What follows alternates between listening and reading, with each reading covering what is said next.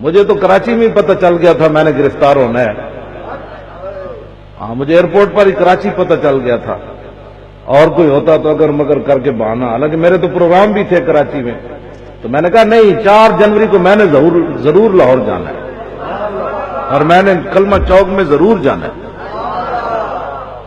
جب میں ایئرپورٹ پہنچا تو انہوں نے 8 بجے کی میری فلائٹ تھی، انہوں نے کہا جی آپ کے لیے سیٹ ہی نہیں ہے. میرے پیچھے جو آ رہے تھے ان کو سیٹیں مل رہی تھیں، مجھے کہنے لگا آپ کے لیے سیٹ نہیں ہے، اس میں بک ختم ہو گئی. میں نے کہا ٹھیک ہے کوئی بات نہیں ہے، اگلی میں چلے جائیں گے. پھر میں 11 بجے کی میں باہر نکلا، میں نے ساتھی پھر لبیک کہنے لگ گئے اور پورا ایئرپورٹ پھر ہل گیا. بھائی یہ کیا بن گیا بھائی؟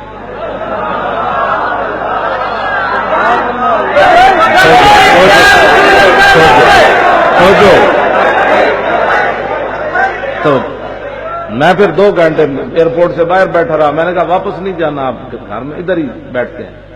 پھر 11 بجے گئے، پھر وہ مجھے دیکھیں ایسے بھائی یہ پھر آ گیا. پھر میں بیٹھ گیا.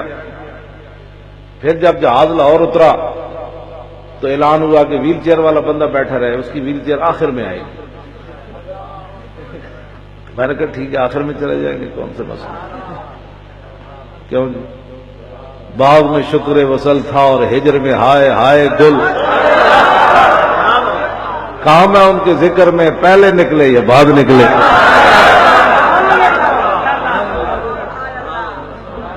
میں بیٹھا رہا 15 منٹ گزر گئے، جہاز خالی ہو گیا. ایک PIA کا ملازم میرے قریب سے گزرا. میں نے کہا کیا مسئلہ ہے بھائی، آپ ویل چیئر نہیں لا رہے؟ وہ میرے قریب سے گزرتے ہوئے کہتا ہے وہ پولیس نہیں آنے دے رہی.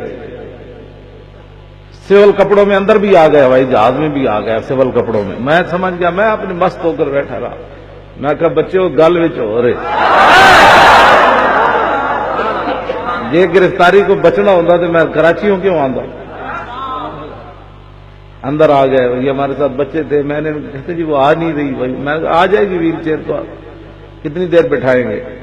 ویل چیئر آ گئی تو ادھر بھی جناب وہ ٹینشن آ گئے سارے، جناب گھیرا ڈال لیا. بلکہ ان کو ویل چیئر بھی ان سے لے لی، انہوں نے خود پکڑ لی، پولیس والے چلانے لگ پڑے. تو میں نے کہا کوئی بات نہیں. میں نے کہا مجھے ایسی، میں نے کہا جیسے میں دیکھ ہی نہیں رہا بھائی میری کون ویل چیئر چلا رہا ہے، میرے دائیں بائیں کون چل رہے. وہ پریشان تھے بھائی یہ خوف زدہ بھی نہیں ہوا، ایسے بھی نہیں ہوا، ایسے بھی نہیں ہوا. میں کہا پترو گل بھی ہو.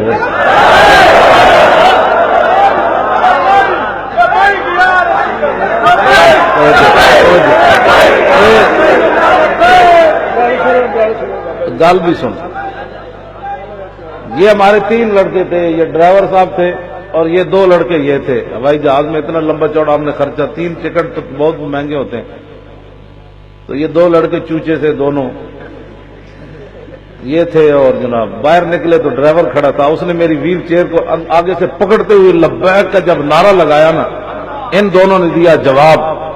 تو اس کا اکیلی آواز اتنی تھی کہ پورا ایئرپورٹ ہل گیا. 3 بندوں کے لبیک سے پورا ایئرپورٹ دفتروں سے باہر آ گیا. یہ کیا ہو گیا؟ وہ دیکھیں تو ویل چیئر ایک بار بندہ جا رہا ہے، اس کے ارد گرد پولیس ہے، وہ کبھی مجھے دیکھے کبھی ان کو دیکھے. یہ میں وہ دیکھن بھائی یہ دہشت گرد کس طرح بندہ ہے، پگڑی بدی معذور آدمی.